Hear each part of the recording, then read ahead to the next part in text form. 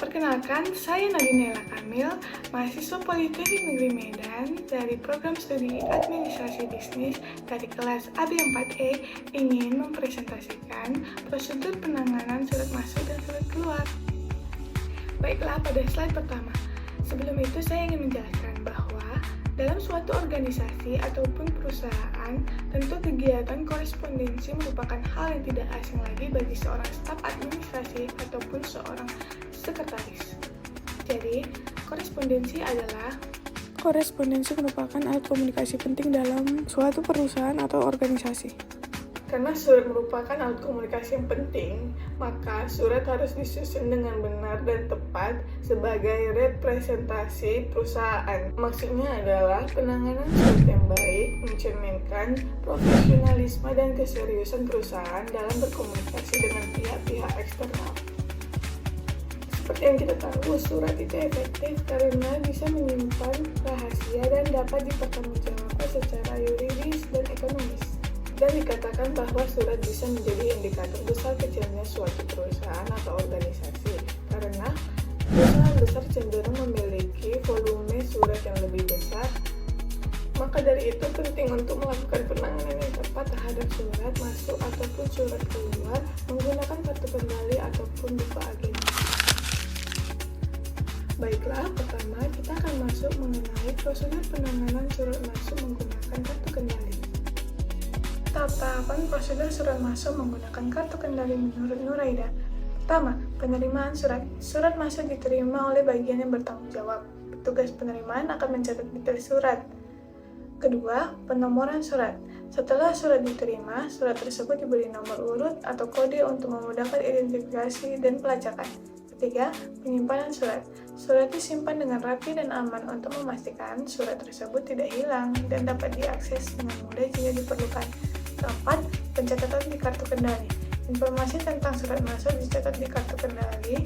Kartu kendali ini bisa berisi detail tentang nomor surat, tanggal surat, dan lain-lain. Kelima, distribusi surat. Surat kemudian didistribusikan ke bagian atau pihak yang dituju sesuai dengan isi surat dan kebutuhan organisasi. Keenam, tindak lanjut.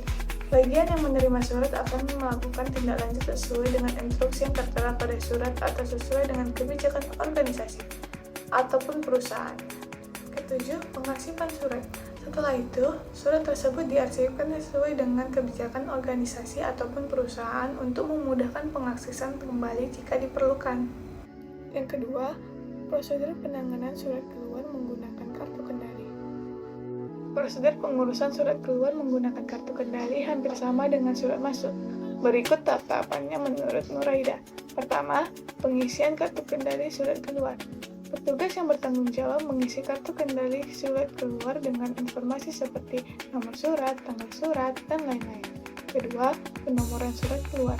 Surat keluar diberi nomor urut atau kode untuk memudahkan identifikasi dan pelacakan.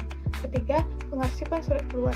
Surat keluar disimpan dengan rapi dan aman untuk memastikan surat tersebut dapat diakses kembali jika diperlukan. Keempat, distribusi surat keluar. Surat kemudian didistribusikan ke pihak yang dituju sesuai dengan isi surat dan kebutuhan organisasi. Kelima, pencatatan pengiriman surat. Petugas mencatat tanggal pengiriman dan cara pengiriman surat, misalnya melalui pos, kurir, atau email di kartu kendali. Keenam, pemantauan surat keluar. Kartu kendali digunakan untuk memantau status surat keluar, apakah surat tersebut sudah dikirim atau masih diproses. Ketujuh, tindak lanjut surat keluar. Jika diperlukan, petugas dapat melakukan tindak lanjut terhadap surat keluar untuk memastikan bahwa surat tersebut telah diterima dan ditindaklanjuti oleh pihak yang dituju. Kedelapan, pengarsipan kartu kendali. Setelah itu, kartu kendali disimpan sebagai bukti bahwa surat tersebut telah dikirim dan ditindaklanjuti dengan baik. Yang ketiga, prosedur penanganan surat masuk menggunakan buku agenda. Adapun langkah-langkah penanganan surat masuk memakai buku agenda yaitu: pertama, penerimaan surat. Surat masuk diterima oleh petugas penerimaan dan dicatat di buku agenda. Informasi yang dicatat meliputi nomor surat, tanggal surat, pengirim, tujuan, dan lain-lain. Kedua, penomoran surat. Surat diberi nomor urut atau kode untuk memudahkan identifikasi dan pelacakan. Ketiga, penyimpanan surat.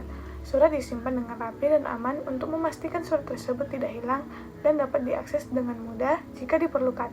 Keempat, distribusi surat. Surat kemudian didistribusikan ke bagian atau pihak yang dituju sesuai dengan isi surat dan kebutuhan organisasi. Kelima, tindak lanjut. Bagian yang menerima surat akan melakukan tindak lanjut sesuai dengan instruksi yang tertera pada surat atau sesuai dengan kebijakan yang berlaku di suatu organisasi ataupun suatu perusahaan. Keenam, penandatanganan buku agenda. Setiap kali surat masuk ditindaklanjuti, petugas yang bertanggung jawab menandatangani buku agenda untuk mencatat bahwa surat tersebut telah ditindaklanjuti. Ketujuh, pemantauan surat masuk. Petugas memantau buku agenda secara berkala untuk memastikan bahwa semua surat masuk telah ditindaklanjuti dengan baik. 8. Pengarsipan surat.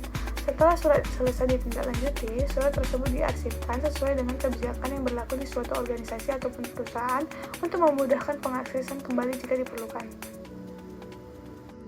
Yang keempat, prosedur penanganan surat keluar menggunakan buku agenda.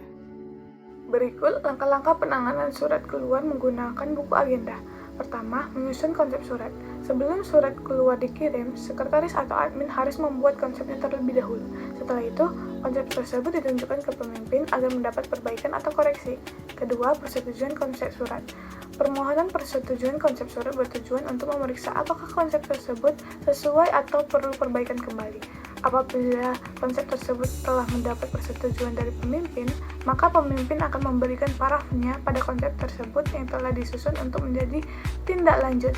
Ketiga, proses pengetikan konsep surat. Setelah mendapat persetujuan dari pemimpin, konsep selanjutnya diproses untuk diketik dengan rapi. Keempat, pemeriksaan pengetikan surat. Setelah surat selesai diketik, selanjutnya konseptor harus memeriksa kembali hasil ketikan tersebut. Kelima, penandatanganan surat. Surat yang telah selesai diketik kemudian diserahkan ke pemimpin atau pejabat yang berwenang untuk menandatangani surat tersebut. Keenam, pencatatan di buku agenda. Setelah surat keluar disusun, petugas yang bertanggung jawab mencatat detail surat keluar di buku agenda.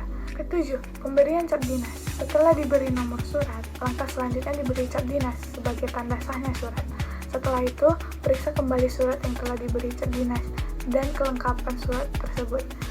Apabila surat dan kelengkapannya sudah lengkap, maka surat dapat digandakan sebagai arsip. Ke-8, melipat surat. Surat yang asli beserta lampirannya dilipat sesuai aturan yang berlaku dan dikirim ke alamat tujuan surat. Dan surat salinannya disimpan atau diarsip. Ke-9, proses pencatatan surat di buku ekspedisi ekstern. Surat yang akan dikirim sebaiknya dicatat dahulu di buku ekspedisi ekstern.